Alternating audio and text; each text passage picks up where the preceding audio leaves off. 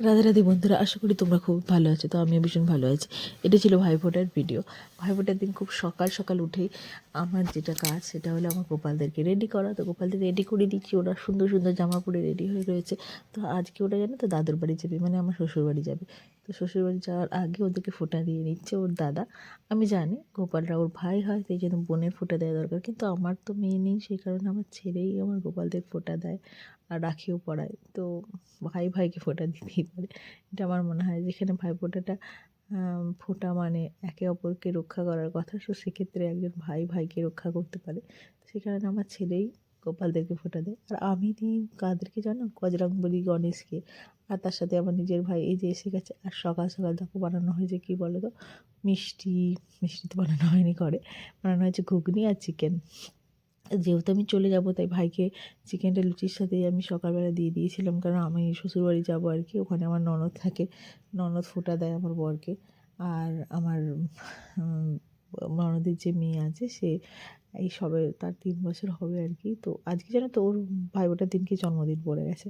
তো ও ফোঁটা দেবে আবার ছেলেকে, সেই কারণে ভাইফোঁটা এখানে আমি দিয়ে নিচ্ছি। আর এই ভিডিওটা কখন চুপ করে আমার বোনু তুলেছে, মানে আমার বোনু আমার কাকার মেয়ে, ও ছিল এবছর আমার ঘরে সেই কালী পুজো থেকে। তো তাই জন্য ভিডিওটা যখন দেখলাম আছে, তো দিয়ে দিচ্ছি। তো এত সকালে আমি সেভাবে রেডি হইনি, নাইটিই পরেছিলাম। আর ওইভাবে আমি ফোঁটাটা দিয়ে দিয়েছিলাম ভাইকে। তো তারপর আমার বোনও, মানে ছোটো বোন ফোঁটা দেয় ভাইকে। তো এই জন্য দেখো বছরে একবার ভাই আমাকে প্রণাম করে। রাখি পূর্ণিমা আর ভাইফোঁটা এই দুটো দিনের সময়। তো একে আমি মানে মিষ্টিও খাইয়ে দিচ্ছিলাম। তারপর বসে গেছে আমার বোন, ছোটো বোনও ফোঁটা দিতে। তো ছোটো বোনও ফোঁটা দিচ্ছিলো। তা আর যেহেতু আমাদের বেড়ানো হচ্ছিলো, আমরা আজকে শ্বশুরবাড়ি যাব, তো ওকে বলেছিলাম, বোনকে বলেছিলাম যে তুইও আমাদের সাথে চল। কারণ ও একদিন আমার গিয়ে শ্বশুরবাড়ি থেকে যাবে, কারণ ও এসছে কালী পুজোর আগে, এরপরে ও আবার যাবে কলকাতা। তো ওকে বললাম যে চল তুইও আমার শ্বশুরবাড়িতে চল, তুই ওখান থেকে আমরা চলে যাব। তো এখানে প্রণাম করা নিয়ে খুব হাসি হচ্ছিলো। তো তারপর আমরা যেটা বলেছিলাম ট্রেনে গিয়ে যাব। আর আমার শ্বশুরবাড়ি আর আমার মায়ের বাপের বাড়ি একই জায়গায়, তো সেই কারণে মাও চলে যাচ্ছে আমাদের সঙ্গে ট্রেনে। ট্রেনে করে কোথায় বলো তো, এই একই আমার শ্বশুরবাড়ি ওখানেই। আমার আর মায়ের ওখানে ভাই আছে, সেই জন্য। তো আমি ভাবলাম ট্রেনে বসে বসে আমি একটু ভিডিও করে ফেলি। আর আমাদের সাথে কে কে যাচ্ছে তোমরা তো ওই দেখতেই পাচ্ছ, আমরা লেডিসে উঠেছিলাম। আর কুন্তলও যাচ্ছিলো, ও জেমসে উঠেছে। আর এখানে দেখো ঝুড়িতে আবার গোপাল সোনারাও উঠে গেছে। ওরা তো ভীষণ খুশি দাদু বাড়ি যাবে বলে, প্রত্যেক বছরই এরকমই খুশি হয়। হ্যাঁ, তো এবারে এসে গেছি আমার শ্বশুরবাড়িতে। আর এখানে দেখো আমার ননদ ফোঁটা দিচ্ছে তার দাদাকে।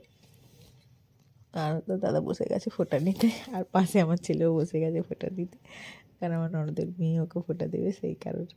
তো আমার শ্বশুরবাড়িতে যে ফোঁটা দেওয়ার নিয়মটা না, ওটা একটু আলাদা। আমরা যেমন শুধু চন্দন দিয়েই ফোঁটা দিই, তো শ্বশুরবাড়িতে কাজল, চন্দন, দই সব কিছু মিশিয়ে ফোঁটা দেয়। তো আমারও উচিত শ্বশুরবাড়ির নিয়মটা মানা, কিন্তু আমি আমার বাপের বাড়ির নিয়ম মানি, তো সেইভাবেই ফোঁটাটা দিই।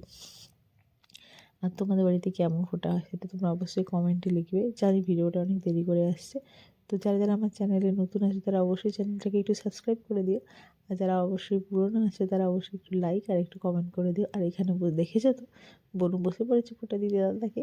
তো এই বছর আমাদের মানে আমার ননদের মেয়ে একটু বড় হয়েছে, কারণ একটু বুঝতে শিখেছে। গত বছর আরও ছোটো ছিল। আর তার সাথে দেখো ও চলে এসেছে গোপালদেরকে ফোঁটা দেওয়ার জন্য উপরে। তো ও আবার গোপাল সোনাদের ভীষণ ভালোবাসে। তো এরপর দেখো আমরা নেমে গিয়ে সন্ধ্যা হয়ে যাতে না আমরা বেরিয়ে পড়েছি একটু ঠাকুর দেখতে। মানে আমার শ্বশুরবাড়ির ওখানে অনেকগুলো কালী পুজো হয়, আর কালী পুজোগুলো বেশ ভালোই হয়। তো অনেক ছোটোবেলা থেকেই জানো তো এখানে দেখেছি এই মাঠে কালী পুজো হয়। তো এরপরে দেখো তোমাকে রাধামোহনপুরে যেসব প্যান্ডেল হয়েছে, মানে শ্বশুরবাড়ির কাছে কালী মন্দিরে যেসব প্যান্ডেল, সেই প্যান্ডেলগুলো এক ঝলক তোমাদের দেখিয়ে দিই। তো আমার চ্যানেলে যারা নতুন আছো তো অবশ্যই চ্যানেলটাকে একটু সাবস্ক্রাইব করে দিও, আর একটু লাইক করে দিও, আর একটু কমেন্ট করে দিও। অবশ্যই শেয়ারও করে দিও, আর কমেন্ট করো। কমেন্ট করলে আমার ভীষণ ভালো লাগে। আর আমি জানি যে ভাইবোটা অনেক দিন চলে গেছে, কিন্তু ভিডিওগুলো যেহেতু দেওয়া হয়নি ছিল, তো ভাবলাম দিয়ে দিই, এই কারণেই তোমাদেরকে দেওয়া। তো বাইরে তোমাদের প্যান্ডেল দেখিয়ে দেখো, ভিতরে দেখো এখানে মায়েরও দর্শন করিয়ে দিলাম। তো এখানে মোটামুটি প্যান্ডেলে এখন অব্দি মা রয়েছে, খড়গপুরে অনেক জায়গায় বিসর্জন হয়েও গেছে। তো তারপরে এটা হলো নেক্সট প্যান্ডেল। এইটাও দেখো এত সুন্দর করেছেন এবছর এই প্যান্ডেলটা। ভিতরটা দেখে তো আমি পুরো চমকেই গেছি, খুব ভালো লাগছিলো ভিতরটা। তো চলো তোমরাও দেখো কতটা সুন্দর করেছে প্যান্ডেলটা। দুর্গা পুজোয় তো এখানে আসা হয় না, আর প্রত্যেক বছর ভাইফোঁটায় যখন আসি সন্ধ্যাবেলা বেরিয়েই মানে ঠাকুরগুলো দেখি। এখানে দেখো অনেকে ফটো তুলছে।